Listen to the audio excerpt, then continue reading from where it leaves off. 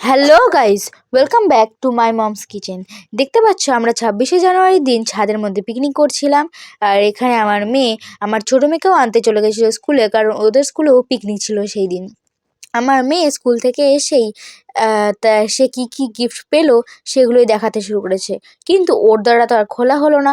ওই যে আমার বড় মেয়ে খুলেই দেখালো, অনেক কিছুই দিয়েছিল, কিন্তু আমাদের যে মেনুটা সেটাই তো তোমাদেরকে বলানো হয়নি।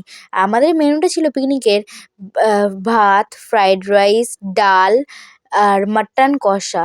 তো আর চাটনিও ছিল সাথে, বাট আমি চাটনিটা খাইনি। তো তোমাদের কেমন লাগলো আমাদের এই আজকের মিনি ব্লগটা কমেন্টে জানিও। তো আজ এটুকুই, চলো টাটা।